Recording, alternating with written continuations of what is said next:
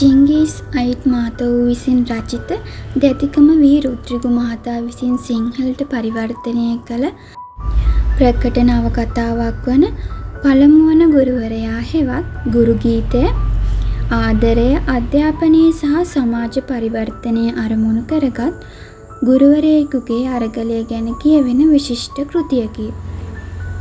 මෙම කෘතියෙන් සෝවියට් දේශයේ ග්‍රාමීය පසුබිමක තරුණ ගුරුවරයෙකු අභියෝග මැද්දේ දරුවන්ට අධ්‍යාපනය ලබා දීමට දරන උත්සාහය මනා පිළිබිඹු වේ. මම කවුළුව හැරියෙමි. කාමරය තුළට සිසිල් සුළං හමායි. නිල්වන් පැහැදිලි අඩ අඳුරේ හිඳ මගේ චිත්‍රවල තිබෙන කටුසටහනින් යුත් රූප හා දර්ශන දෙස මම මහත් ඕනෑකමින් බලන්නට විමි. ඒ කටුසටහන් කීපවරක්ම මකා දමා මුල සිටම අඳින ලද ඒවාය. එහෙත් චිත්‍රය ගැන යමක් කීමට උචිත වේලාව නොවීමේ. ප්‍රධාන දේ තවම අතට අසු වී නැති හැඩයි. සිත තුළ දෑතින් බලා අල්ලාගත නොහැකි ප්‍රීතියක් ඇති කරමිනි. එය පැන නගින්නේ. ගිම්හානයේ අරුණෝදයේ මෙන් වැඩි එන පැහැදිලි බවකින් හා ස්ථීර ගතියකින් යුතුව සැනකින් එය පැන නගී. අරුණෝදයේ නිසලතාවයට සමවැදෙන මම කල්පනා කරන්නට විමි. මා මෙසේ හැසිරුණු වාර අපමණය. මගේ චිත්‍රයේ තවම සිතුවිලි මාත්‍රයකට පමණක් සීමා වී තිබෙන බව ඒ හැම වාරයකදීම මට ඒත්තු කියේය. අවසාන නොකළ දෑ ගැන කිට්ටු යහළුවන්ට දන්වා සිටීම අනුමත කරන එකකු නොවෙමි. මම දැඩි ඊර්ෂ්‍යාවකින් යුතුව ඔවුන් මගේ වැඩ දෙස බලන නිසා නොවේ. මා එසේ සිතන්නේ. අද තොටිල්ලේ නැලවෙමින් සිටින දරු පැටියෙක් හෙට මොන විදියට හැදී වැඩී නැගී සිටීද යන්න සිතා ගැනීම අමාරු කාර්යයක් නිසාය. ඇඳ අවසාන නොකරන ලද චිත්‍රයක් ගැන තීරණය කිරීමද අසීරු වැඩකි. එහෙත් මේ වර මගේ රීතීන් මම කඩා දැමුවෙමි. අවසාන නොකළේ චිත්‍රය ගැන මහා හඬින් කියා පෑමටත් එයට වඩා ස්ථීර ලෙස කියන්නේ නම් ඒ ගැන මිනිසුන්ගේ අදහස් උදහස් දැනගැනීමටත් මට උවමනා වී ඇත. එය අභිලාෂයක් නොවේ. ඒ කාර්යය වෙන අන්දමකට කළ නොහැකි. ඒ පර තනිවම ඉසිලීමට මට සවි ශක්තියක් නැති නිසාය. ඉතිහාසය මගේ සිත පුබුදුවාලීය. චිත්‍ර ශිල්පියෙකු ලෙස තෙලිතුඩ ගැනීමට පොළඹවන ලද්දේත් ජීවන පුවතකි. එහෙත් ඒ ජීවිත කතාව කෙතරම් විශාල දැයි කියතොත් එය බදා අල්ලා ගැනීමට මට නොහැකි. මගේ අදහස් සම්පූර්ණයෙන්ම කියාපෑමට තරම් ශක්තියක් මා තුළ ඇතැයි මා නොසිතන හේයින් මම බියවිමි. ජනතාවගේ උපදෙස් මට අවශ්‍යය. තීරණය ගැනීමට ඔවුහු මඟ පෙන්විය යුත්තාහ. ජනතාව සිතින් මා සමග චිත්‍රය අසල සිටිය යුතුයි. ඔවුහු මා මෙන්ම කැළඹීමට පත්විය යුත්තෝය. හදවත් තුළ ඇති දයාන්විත බව ගැන දුක් නොවන්න. මා සමීපයට එන්න. ඒ කතාව කීම මගේ යුතුකමකි.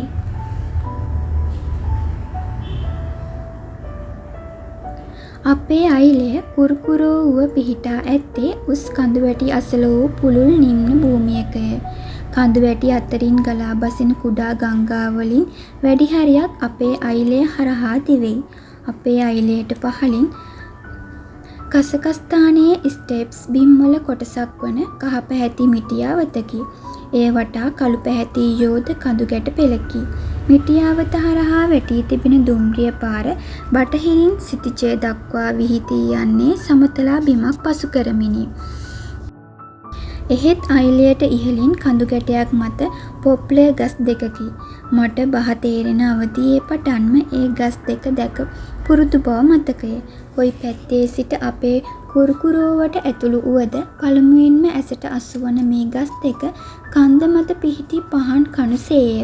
එසේ වීමට හේතුව ළමා කාලයේදී ලබන හැඟීම් මිනිසෙකුට වඩාත් අගනා නිසාද නැත්නම් වෘත්තියෙන් මා චිත්‍ර ශිල්පියෙකු නිසාදයි කීම උගහටය.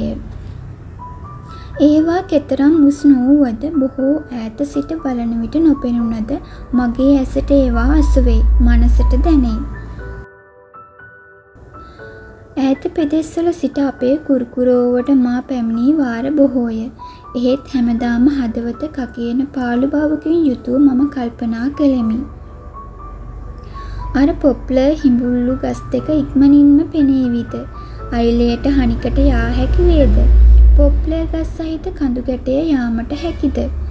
ඊට පසු ඒ ගස් යට සිටගෙන සිත ප්‍රීතියෙන් උතුරා යනතුරු කොළවල සරසර යන හඬ ඇසීමට ඇත්නම් අපේ අයිලේ නොයෙක් වර්ගවලට අයත් ගස් එමට තිබේ. එහෙත් අර පොප්ලර් ගස් විශේෂ තැනක් ගනී. ඔවුන්ගේ බස විශේෂ එකකි. එය ගීතයෙන් පිරී ජීව ප්‍රාණයකි. රෑ හෝ දවල් හෝ කොයි වෙලේ හෝ මෙහි ආවද මෝහු දෙදෙන ඒ මේ අත වෙනෙති. උන්ගේ අතු එකිනෙකා වැළඳ ගනිති. විවිධ ස්වරමාලා අනුව ගායන්නාක් මෙන් කොළ හා අතු ශබ්ද නගති. නිහඬව හමන සුළං පහර වැලිතලාව මත නටන්නාක් මෙනි. වර එක නොපෙනෙන ගිනි දළුවක්සේ හද කිතිකවමින් උණුසුම් කෙඳිරීමක් අතු දිගේ දිව යන්නාක් සේය. සැනකින් ඇතිවන දැඩි නිහඬියාවකි. පොප්ලර් ගස් එකවර නැගී සිට අනතුරු අඟවමින් හඬ නගා සුසුම් ලන්නේ යමක් ගැන පසුතැවිලි වෙන්නාක් මෙනි. වෙහි කුණාටු සහ සැඩ සුළං පහරට හසුවන පොප්ලර් ගස් අත සොලවමින් වැරෙන් ඒ මේ අත වැනෙයි. හඬ නගයි. ඒ පීඩාවට හසුවන කොළ ගැලවී වැටෙයි. දැවෙමින් නගින ගිනි දළුමෙන් එවිට ඒ තුරු පෙනේ.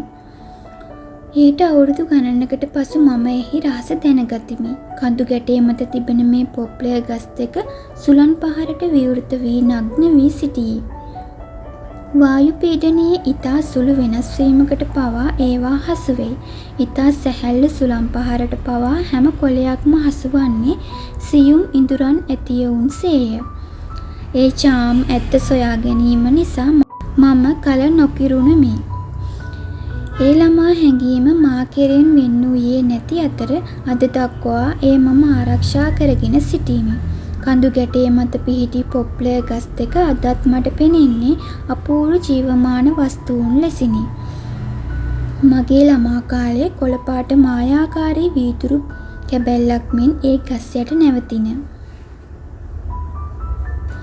ගිම්හාන නිවාඩුවට පාසල වැසීමට පෙරදා අපේ කොළු නඩය කඳු ගැටයට වැදුනේ කුරුළු කූඩු විනාශ කිරීම සඳහාය.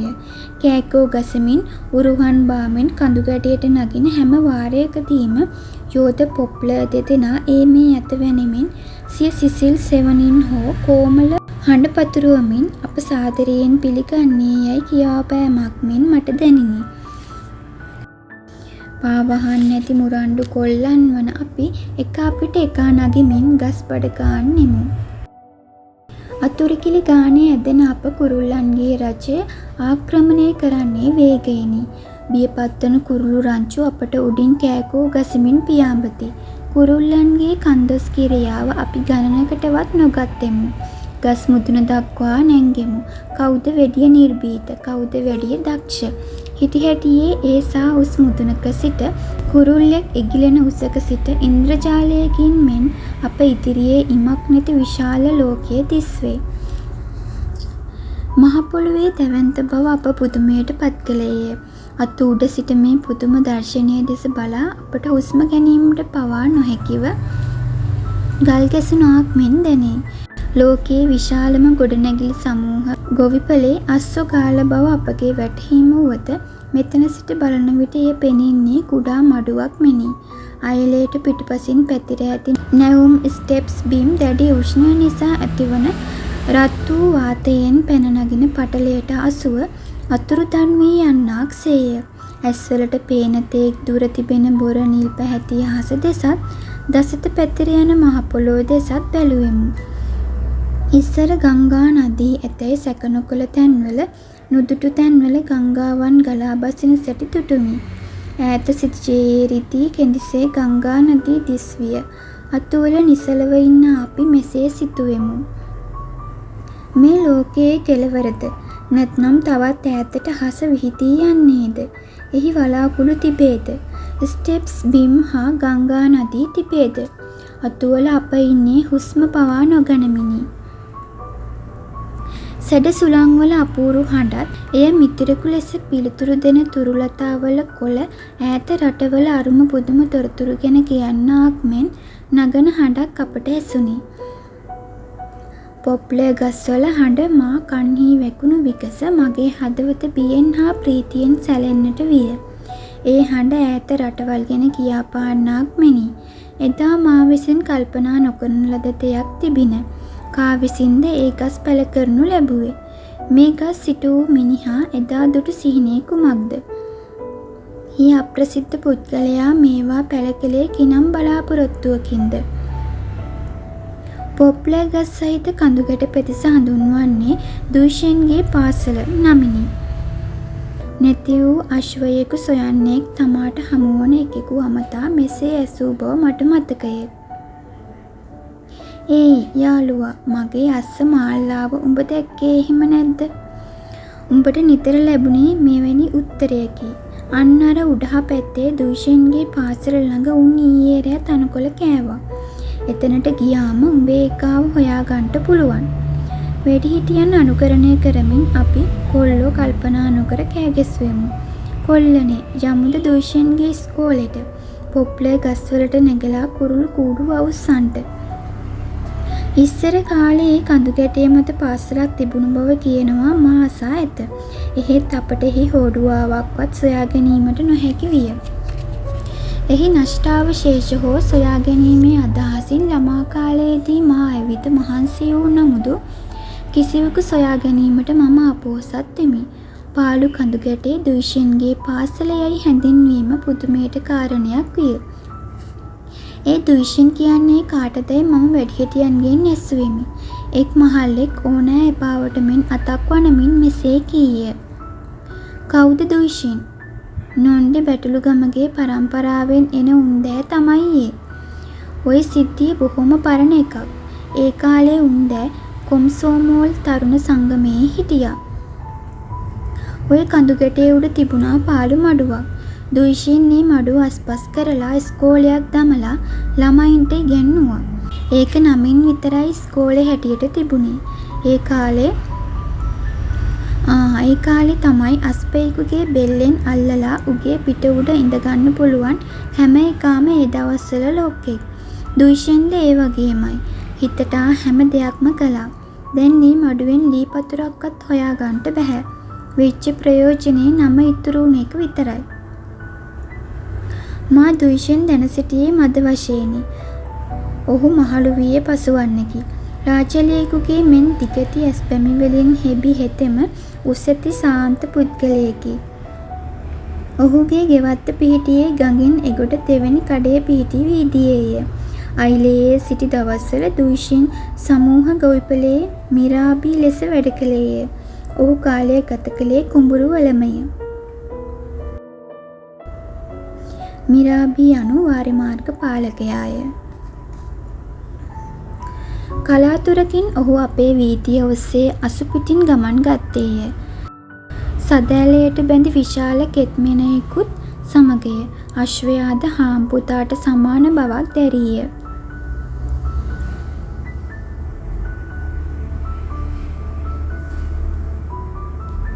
කෙත්මෙන් ගොවිතැන් කිරීම සඳහා භාවිතා කරන උදැල්ල වැනි ආයුධයකි. ඌද ඔහු මෙන් කටුගොඩකි. සීන් කකුල් ඇත්තකි. මහලු වයසට පත් දූෂන් පසුව ලියුම් බෙදීමට පටන් ගත්තේය. එහෙත් මා කියන්නේ ඒ ගැන නොවේ. කොම්සමෝල් සමාජිකයෙකු වශයෙන් මා එදා හිතින් මවා ගත්තේ වැඩෙහි දක්ෂ බිනිමෙහි සමත් අසරුවෙකි. ඔහු අයිලයේ සිටින සටන්කාමීන් අතුරෙන් අතිශය තියුණු සටන්කාමීය. ඔහු රැස්වීම්වල කතා කරයි. කම්මැලියන්ට සහ හොරුන්ට එදිරිව පත්‍රවල ලියයි. එහෙත් දිගැති යටි රැවුලක් සහිත මේ ශාන්ත පුද්ගලයා ඉස්සර කොම්සමෝල් සමාජිකයෙකු සිටියේ යයි හිතින් මවා ගැනීමෙහි පවා මම අසමත් වෙමි. එයටත් වඩා මහා පුදුමය තරමක් අකුරු උගත් මේ මිනිහා ළමයින්ට ඉගැන්වීමයි. එවැන්නක් අවබෝධ කර ගැනීමට මගේ බුද්ධිය ඉඩ නොදෙයි. එලිපිටම කියන්නේ නම් මේද අපේ අයිලයේ තුඩ පවතින කටකතන්දර වලින් එකකයි මම සිතුවෙමි. එහෙත් සත්‍යය හාත්පසින්ම වෙනස් විය. පසුගිය සරත් සමයේදී මට අයිලයෙන් විදුලි පණිවිඩයක් ලැබිණි. ගමේ සමූහ ගොවිපලේ වැර යොදා සාදා නිම කළ අලුත් පාසල විවෘත කිරීමේ උත්සවයට එන ලෙස කරන ලද ආරාධනයකි. එවැනි ප්‍රීතිමත් දවසක ගෙදරට වී සිටීමට මට නොහැකි නිසා මම එහි යාමට සැනකින් තීරණය කළෙමි. උත්සවයට දවස් කිහිපයකට කලින් මම එහි ගියෙමි. අයිලේ ගොඩේ ඇවිද දර්ශන කිහිපයකට වුවමනා කටුසටහන් අඳිමින් සිතා ගතිමි. ආරාධනා ලැබුවන් අතර මහාචාර්ය සුලේමානවා මැතිනියද වූවාය. දවස් 2-3ක් මෙහි නවතින ඈ පසුව මොස්කව් යන බව මට දැනගන්නට ලැබිණි. ඒ තේජාන්විත කාන්තාව ළමා වියේදී නගරයට ගියේ අපේ අයිලේ ඉපදී හැදී වැඩුණු පසුව බව මම දනිමි. නගර වැසියෙකු වූ පසුව මා ඇය හඳුනාගත්තේ. දරබාරු කයකින් හිබි ඈ එකල මැදිවියේ පැසූවාය. මනාසේ පීරන ලද ඇගේ හිසකෙස් අතරින් පතර පැසී තිබිණි.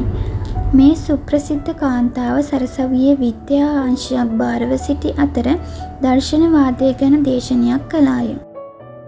විද්‍යාපීඨයේ සේවය කරන්නේ නිතර පාහේ විදේශ සංචාරයේ යෙදුණාහ. වැඩ කටයුතු බහුල කාන්තාවක් වූ ඈ සමග ළඟින් ආශ්‍රය කිරීමට මට අවස්ථාවක් නොලැබිණි. එහෙත් කොහේ හෝ හමු වුණාද ඒ හමුවීම ඉතා කෙටි වුවද අයිලේ තොරතුරු මගෙන් අසයි. මගේ චිත්‍ර ගැන ඇගේ අදහස් කියාපායි. මම ඇයට මෙසේ කීමට ඉටා ගතිමි. අල්තීනායි සුලේමානවා අයිලේට ගිහින් ගම්මුන් හමු වෙලා කතා බහ කිරීම හොඳයි නෙවද? ගම්මු ඔබ ගැන හොඳින් දන්නවා. ඔබ නිසා ආඩම්බර වෙනවා. ඒගොල්ල ඔබ ගැන දන්නේ අයිලේට ලැබෙන ආරංචි අනුවයි. එහෙත් සමහරු මෙහෙම කියනවා. අපේ සුප්‍රසිද්ධ මහාචාර්යතුමී අප සමග ආශ්‍රය කිරීමට වැඩි කැමැත්තක් නැහැ.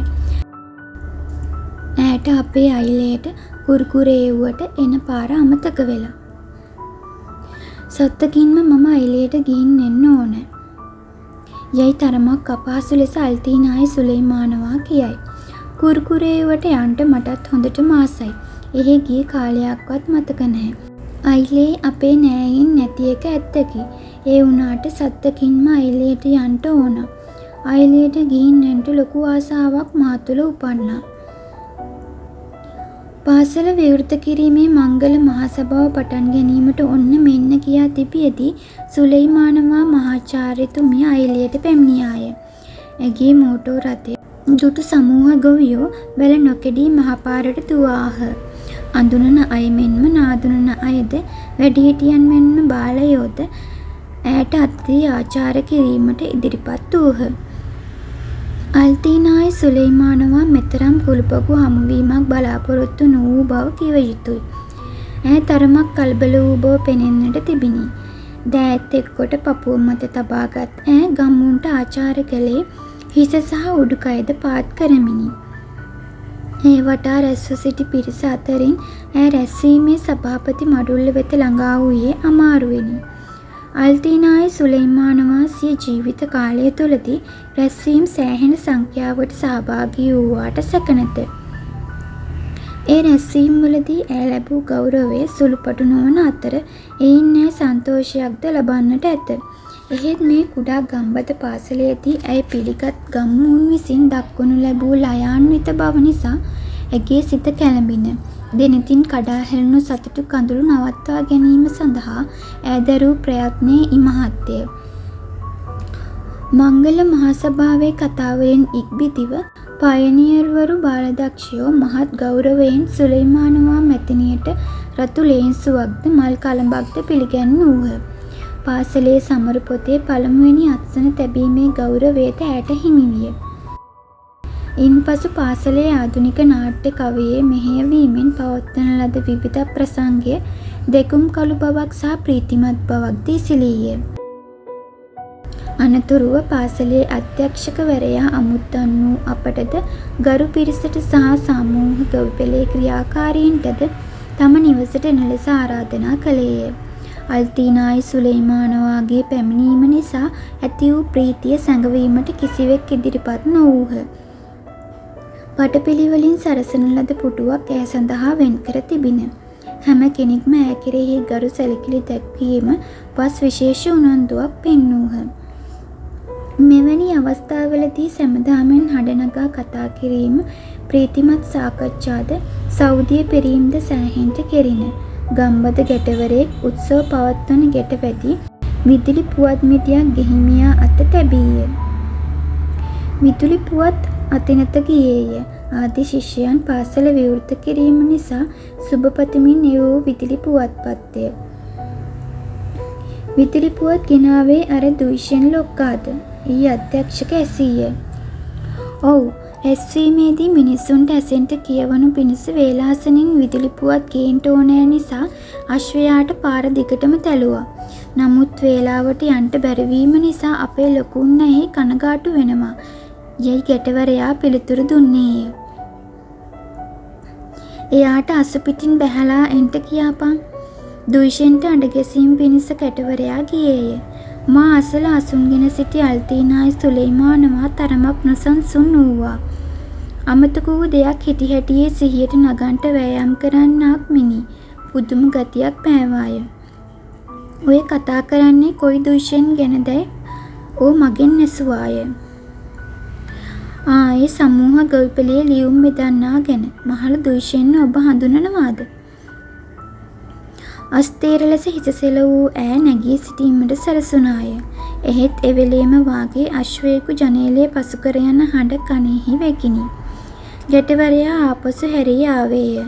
මම එයාට එන්ට කීවා. ලියුම් බෙදන්ට තියෙනවායි කියලා එයා ගියා. ඔහේ ගිහින් බෙදපුවාවේ. නවත්වන්ට උවමනා නැහැ. නැත්නම් වෙන්නේ මහල්ලන් සමග කයි කතාන්දර කීමට. යයි එකෙකුගේ කටින් පිට වූයේ ඉබේටම මෙනි. එහෙම කියන්ට එපා. අපේ දුයිෂෙන් ගැන ඔයා දන්නේ නෑ. එයා නීතියට වැඩ කරන මිනිහෙක්. බාරගත් වැඩේ ඉවර කරන තුරු ඒ මිනිහා නවතින්නේ නැහැ. ඇත්ත, ඒ මිනිහා පුදුම කෙනෙක්. යුද්ධදී තුවාල වුණු නිසා උක්‍රයිනයේ ඉස්පිරිතාලෙක හිටියා. ඉන් පස්සේ උක්‍රයිනයේම නැවතුණා. මෙහාට ආවේ අවුරුදු 5කට ඉස්සෙල්ලා. නහින දෙහින කාලේ අයිලේට එන්ට ඕනෑ කියලායි මෙහෙ ආවේ. තනිකඩයෙක් මෙන් තවම ජීවත් වෙන්නේ. ඒ වුණත් මිනිහා ආවා නම් වඩාත් හොඳයි. දැන් ඉතින් කමක් නෑ. ගෙහිමියා කීය. සහෝදරවරුනි, අපි ඉස්සර දුයිෂෙන්ගේ ඉස්කෝලේ ඉගෙන ගත්තා. සමහරුන්ට මතක ඇති. අයිලේ ගරු කටයුතු පැරැන්නෙක් සිය බීම වීදුරුව එසවීය. එහෙත් දුයිෂෙන් හෝඩියේ අකුරු සියල්ලම නොදෙන සිටියාවෙන්ට පුළුවන්. යයි හෙතෙම ඇස් අකුළුවමින් හා හිස වනමින් කීය. මවිතයට පත් වූ බවක් මෙන්ම උපහාසාත්මක බවක්ද ඔහුගේ විලාසයේ කියා පෑවේය. සත්තකින් මේ විදියට තමයි සිද්ධ වුණේ. එකවර කීප දෙනෙක් කීහ. හැම දෙනාම සිනාසුනහ. ඒ ගැන මොනවා කියනවාද? දුයිෂෙන් ආරම්භ නොකරපු වැඩක් ඉතුරු වෙලා තියෙනවද? අපි හිතුවේ එයා ඇත්තටම ගුරුවරයෙක් කියලයි. සිනාහඬ නිවී ගිය පසු බීම වීදුරුව අතින්ගත් මිනිසා දිගටම කතා කළේය. අපේ ඇස් ඉදිරිපිට මිනිස්සු හැදී වැඩි තියෙනවා. රට පුරාම කීර්තියක් දිනාගෙන තියෙනවා. අපේ අල්තිනායි පඬිවරිය. අපි හැම කෙනෙකුම වගේ මැද පාසල ඉවර කරලා තියෙනවා. බොහොම දෙනෙක් උසස් අධ්‍යාපනය ලබා තියෙනවා. අද අපේ අයිලේ මැද මහා පාසලක් විවෘත කළා. අපේ ජීවිත කොතරම් දුරට වෙනස් වෙලා තිබේද යන්න එයින් පෙනී යනවා. අනාගතයේදීත් කුරුකුරේ වූ අයිලේ දූ පුතුන් කාලය අනුව ඉදිරියෙන්ම යන අය වේවායි පතා සෞදිය පුරමු. නැවතත් හැමදෙනාම ශබ්ද නගන්ටත් මිත්‍ර ලීලාවෙන් කතා කිරමින් සෞදිය පුරන්ටත් පටන් ගත්ත.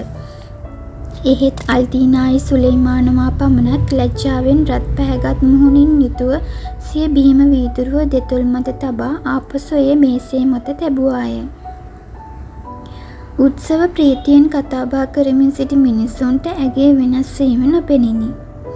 අල්තීනායි සුලෙයිමානවා කීපවරක්ම ඔර්ලෝසුව දෙස බැලුවාය. අමුත්තන් මහමගට බැස විසිර යාමට පටන්ගත් පසු දොළපාර අසල සිටගත් ඈ මහත් වූ ඕනෑකමින් යුතුව කඳුගැට මත පිහිටි පොප්ලේ ගස් දෙස බලන්ට වූවාය. සනත් සමය නිසා එහි කොළ රත් පැහැයක් ගෙන ඇත. ඈත ස්ටෙප්ස් බිම්වල නිල් පැහැති සිතිජයේ හිරු බැස යමින් තිබිණි. නිවී යන හිරු එළිය පොප්ලේ ගස් මුදුනට වැටීම නිසා මලානික දුක්මුසු රත් පැහැයක් ඇතිවිය. මම අල්තීනායි සුලේමානවා වෙත ගියෙමි. දැන් ගස්වල කොළ හැලෙන වාරයයි. වසන්තයේදී ගස් පීදීගෙන එන විට හැබෑ ලස්සනයි. මම ඇයට කීවෙමි. මමත් මේ දැන් හිතුවේ ඔය ගැනමයි. කියමින් දිග සුසුමක් හෙළූ ඈ මදක් නිසලව සිට තොල මතුලාය. ඔව්, හැම ජීව ප්‍රාණයකටම තමන්ගේම වසන්තයකුත් තමන්ගේම සරත් සමයකුත් තිබෙනවා. වයසින් පැසුණු ඇගේ මුහුණේ හම හැකිලී ගොස් තිබිණ. ඇස්කර වටා පිහිටි රැලි දුක්මුසු බවක් දැරීය.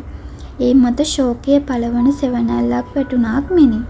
මා ඉදිරිපිට සිටින්නේ අල්තීනායි සුලේමානවා පඬිවරිය නොව. දුකෙහිදී හඬා වැළපෙන, සැපෙහිදී සිනාසී ප්‍රීතිවන කීගීස් ගැහැණියක් බව සැනකින් මට පෙනී ගියේය. ඊතාම උස කඳු මුදුන් වලට පමණක් නොඇසෙන අපේ ගීතයන් ගයන ඒ සුන්දර තරුණ විය පොප්ලේ ගස් දෙස බලා සිටි ඈ යමක් කියන්ට මෙන් සූදානම් වූණු මුදු නිහඬ වූවාය. හිටි හැටියේ ඇස් කණ්ණාඩි කුට්ටම පැළඳගත් ඕ මෙසේ ප්‍රශ්න කළාය. මොස්කව් යන දුම්රිය මෙතනින් යන්නේ 11ටද? ඔව් 11ට. එහෙනම් මම ලෑස්ති වෙන්න ඕන. ඇයි හිටි හැටියේම ඔබ මෙහි දවස් කිහිපයක් නවතින්න පොරොන්දු වුණා නේද? අල්තීනායි සුලේමානවා ගම්මු ඔබට යන්න ඉඩ දෙන එකක් නැහැ. අපොයි බෑ, මට හදිසි වැඩ තියෙනවා. දැන්ම යන්න ඕනේ. ගම්මුන් කොතරම් කරුණු පැහැදිලි කොට සිය අමනාපය ප්‍රකාශ කළද අල්තීනායි සුලේමානවා සිය අදහස වෙනස් නොකළාය. ඒ අතර අඳුර පැතිරෙන්නට විය. අමනාපයටපත් ගම්මුන් ඈට මොටෝ රථයට ගොඩවැදීමට ඉඩ දුන්නේ ඈ නැවත සුමානයක් හෝ ඊට වැඩි කාලයක් ගමේ නවතින බවට පොරොන්දු වූ පසුවය. අල්තීනායි සුලේමානවා හැරලීම සඳහා මම දුම්රිය පළට ගියෙමි. හිටි හැටියේම ආපසු යන්ට තරම් අල්තීනායි සුලේමානවා ඉක්මන් වූයේ ඇයි? අද වැනි දවසක ගම්මුන්ගේ සිත් රිදවීම නුවණට හුරු වැඩක් නොවන බව නොකිවම නාය. යන අතර ඒ ගැන ඇගෙන් ඇසීමට මා සූදානම් වූණු මුදු කතාව පටන් ගැනීමට ධෛර්යයක් මා තුළ නැතිබිණි. උපායන් නොදන්නෙකු ලෙස පෙනී යති සිතූ නිසා නොව ඇගේ තීරණය වෙනස් කිරීමට බැරි බව පෙනී ගිය නිසාය. මා ඇගෙන් එවැනි ප්‍රශ්න නොඇසුවෙමි. දුම්රිය පළට යනතුරු නිශ්ශබ්දව ගමන් කළ ඈ යම් කිසිවක් ගැන තදින් කල්පනා කරන බව පෙනෙන්නට තිබුණි. දුම්රිය පළට ළඟා වූ පසු මම ඇගෙන් මෙසේ ඇසුවෙමි. අල්තීනායි සුලේමානවා, ඔබ හිතේ අමාරුවකින් වගේ. ගම්මු ඔබගේ හිත රිදෙව්වාද? ඒක යස කතාවක්. හීනකින්වත් එහෙම හිතන්න එපා. මගේ හිත රිදුනේ කා නිසාද? මම අමනාප වුණේ මා නිසාමයි. අල්තීනායි සුලේමානවා ගමින් පිට වූවාය. දවස් කිහිපයකට පසු නගරයට ගිය මට හදිසියෙන් ඇගෙන් ලිපියක් ලැබිණි. බලාපොරොත්තු රහිත ලෙස තමා මොස්කව්වේ නවතින බව සඳහන් කළ අල්තීනායි සුලේමානවා මෙසේද ලියුවාය. මා විසින් කළ යුතු වැඩ ගොඩක් තිබුණද ඒ සියල්ල අතපසු කරමින් මා ඔබට මේ ලියුම ලියන්නේ මා ලියන දේ වැදගත්යයි ඔබ සිතන්නේ නම් මා කියන දේ ගැන අනික් අයට විස්තර කිරීම සඳහා මේ ලියුම් ප්‍රයෝජනයට ගන්නේ කෙසේදයි කල්පනා කර බලන ලෙස ඉල්ලා සිටිමි. මේ වැදගත් වන්නේ අපේ අයලියට විතරක් නොවේ, මුළු මහත් තරුණ පරම්පරාවටමය. එවැනි තීරණයකට මා එළඹුණේ බොහෝ කල් කල්පනා කිරීමෙන් ඉක්බිතිවයි. මේ ජනතාව ඉදිරිපිට කරන පාපොච්චාරණයකි. මගේ යුතුයකම මා විසින් ඉටු කළ යුතුය. වැඩි වැඩියෙන් ජනතාව මේ ගැන දැනගත් තරමට මගේ සිත් වේදනාව අඩුවනු ඇත. මා අමාරුවේ වැටී යන බියෙන් කිසිවක් සැඟවීමට උත්සාහ කරන්න එපා. ඇගේ ලිපිය නිසා ඇති වූ හැඟීමෙන් යුතුව මම දවස් කිහිපයක්ම ඇවිදීමි. අල්තීනායි සුලේමානවාගේ නාමයෙන් එම කතාව කීම හැර වඩාත් හොඳ ක්‍රමයක් සිතීමෙහිලා මම අපොහොසත් වෙමි. මෙතැන් ඉඳන් ඉතිරි ටික ඊළඟ වීඩියෝ එකෙන් අහන්න. එහෙනම් මග බලාගෙන ඉන්න.